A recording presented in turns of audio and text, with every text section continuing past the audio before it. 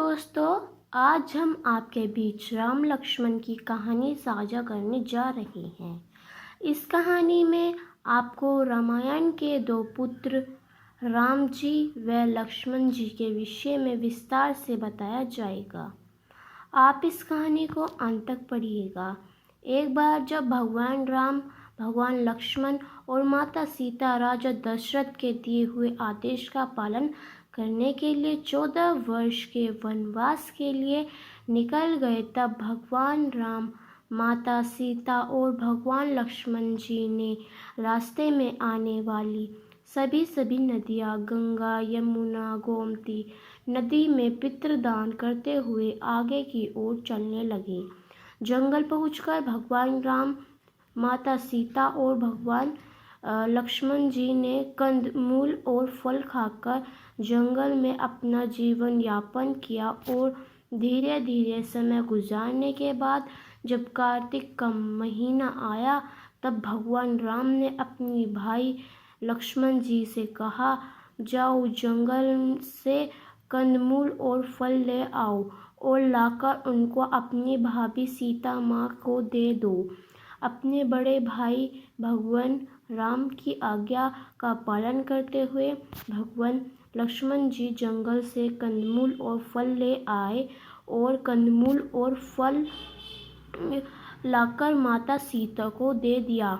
भगवान राम ने अपनी पत्नी माता सीता से कहा कि बहुत जोर से भूख लगी है, जल्दी से यह फल और कंदमूल हम लोगों को परोस दे दो।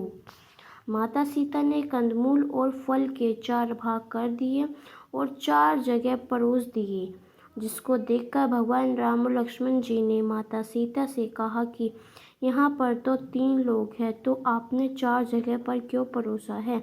माता सीता ने बताया कि यह चौथा हिस्सा है, वह गोमता का है। भगवान राम और लक्ष्मण जी गोमता को खिलाने के लिए चले जाते हैं। जब भगवान राम और लक्ष्मण जी को माता को कंदमूल और फल खिलाकर वापस आते हैं, तब भगवान राम माता सीता से कहते हैं कि सीता, तुमने भोजन करना क्यों शुरू नहीं किया। माता सीता ने बताया कि सबसे पहले मैं राम कथा सुनती हूँ, उसके बाद ही भोजन ग्रहण करती हूँ। भगवान राम और लक्ष्मण जी ने माता सीता से कहा कि आप मुझे राम कथा सुना दीजिए, लेकिन तभी माता सीता ने भगवान राम जी से कहा कि नहीं, आप मेरे पति हैं, जिससे कारण मैं आपको यह कथा नहीं सुना सकती। भगवान राम लक्ष्मण जी ने माता सीता से कहा, आप मुझे सुना दीजिए, जिसके बाद माता सीता ने भगवान लक्ष्मण जी से कहा, आप मेरे देवर हैं, इस वजह से मैं आपको यह कथा नहीं सुना सकती हूँ। मैं यह कथा सिर्फ किसी औरत को ही सुना सकती हूँ। भगवान लक्ष्मण जी ने कहा कि माता सीता इस जंगल में कैसे किसी औरत को खोजेंगी, और फिर तभी भगवान लक्ष्मण जी ने अपनी माया से जंगल में ही एक नगर का निर्माण कर दिया और उस नगर में सभी चीज़ें सोने की थी। सभी चीज़ें सोने के होने के कारण उस नगर का नाम सोनागिरी नगरी था। नगर में रहने वाले सभी लोग बहुत अमीर थे और उनको इस बात का बहुत घमंड था। जब माता सीता इस नगर में कुएं से पानी लेने गई, तब उन्होंने कुएं से पानी लेने आई कई महिलाएं से बात करने की कोशिश की, तब किसी भी महिला ने माता सीता से बात नहीं की और वहां से चली गई। जिसके बाद एक छोटी सी बच्ची माता सीता के पास आई। तब माता सीता ने उस बच्ची से कहा कि तुम मुझसे राम कथा सुनोगी, और तभी माता सीता ने कहा कि मेरे पति और मेरे देवर भूखे हैं, तुम मुझसे राम सीता सुन लो। लेकिन उस बच्ची ने कहा कि मेरी माँ मेरी प्रतीक्षा कर रही है, मुझे जाना होगा, और वह बच्ची वहाँ से चली गई। यह देखकर और उन महिलाओं के द्वारा किए हुए अपमान के कारण माता सीता को अत्यधिक क्रोध आ गया, जिसके कारण माता सीता ने उस नगरी को वापस से एक सामान्य नगर में परिवर्तित कर दिया। जैसे ही वह लड़की अपने घर पहुंची, तब सोने की नगरी को सामान्य नगरी में देख और अपने घर को सामान्य देख उसकी माँ ने उससे पूछा कि यह क्या हो गया। तब उस लड़की ने बताया कि एक औरत कुएं के पास बैठी है। वह मुझसे कह रही थी कि तुम राम कथा सुन लो, लेकिन मैंने नहीं सुनी। शायद उसी ने यह सब किया होगा। उसकी माँ ने उससे कहा कि जाओ राम कथा सुनो जाकर, लेकिन अपनी माँ की बात उस लड़की ने तब भी नहीं मानी और कथा सुनने से मना कर दिया। जिसके बाद उसकी बहू ने कहा, माँ जी, मैं राम कथा सुन लूँ जाकर। जिसके बाद माँ जी ने राम कथा सुनने के लिए अपनी बहू को आज्ञा दे दी। वह एक घड़ा लेकर कुएं के पास गई और कुएं से पानी निकालकर उसके बार बार खाली करने लगी। जिसको देखकर माता सीता ने उससे पूछा कि तुम यह क्या कर रही हो? घर जाकर कोई काम करो। तभी उस महिला ने बताया, माता सीता से कहा कि मैं आपके घर के सारे काम करके आई हूँ। जिसके बाद माता सीता ने उस महिला से कहा कि तुम मेरी राम कथा सुन लो, मेरे पति और मेरे देवर भूखे हैं। तब उस महिला ने कहा कि आप मुझे राम कथा सुनाइए।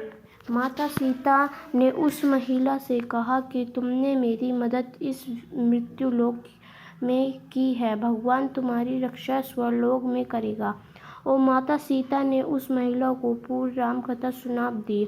और उसके बाद माता सीता ने उस महिला को अपने गले का एक हार उसको उपहार के रूप में दे दिया। वह महिला अपने घर गई। तब उसके मटके सोने से सिक्कों से भर गए। यह देखकर घर में सभी आश्चर्यचकित हो गए। तब उस महिला की सासू माँ ने उससे पूछा कि यह कैसे हो गया। तब उस महिला ने बताया कि मैंने माता सीता से राम कथा सुन ली, शायद उसी वजह से हुआ होगा। जिसके बाद सासू माँ ने अपनी बहू से कहा कि तुम जाकर रोज उनसे राम कथा सुनोगी। वह महिला रोज जाकर माता सीता से राम कथा सुनने लगी। और एक दिन उस महिला ने माता सीता से कहा कि इस कथा का उद्यापन कैसे किया जाता है, माता मुझे इसकी विधि बताइए।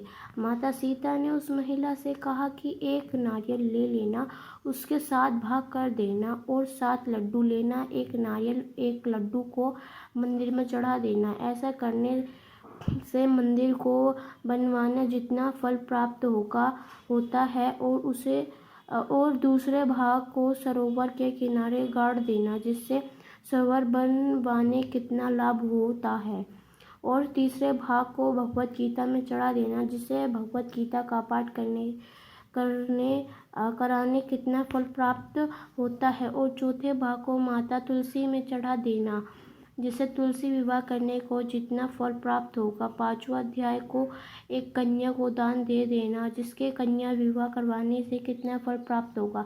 6वें भाग को भगवान सूरज को चढ़ा देना, जिसके 33 करोड़ देवी देवताओं के भोग लगाने जितना फल प्राप्त होगा। उस महिला ने माता सीता से विधि पूछने के बाद उसने उद्यापन किया और फिर माता सीता के पास गई। तब माता सीता ने उस महिला से कहा कि 7वें दिन बैकुंठ से एक विमान तुमको लेने आएगा। और 7वें दिन स्वर्ग से एक विमान उस महिला के पास आया। जिसके बाद उस महिला ने अपनी सासू माँ को बताया कि स्वर्ग से भी विमान आया है। उसकी सासू माँ ने कहा कि मुझे और अपने ससुर जी को भी अपने साथ ले चलो और पड़ोसियों को भी अपने साथ ले चलो। सभी लोग उस विमान में बैठ गए। उसकी नद आई। नद ने उस महिला से कहा, मेरे को भी ले चलो। जिसके बाद उस महिला ने माता सीता से कहा कि माता इसको भी ले लो।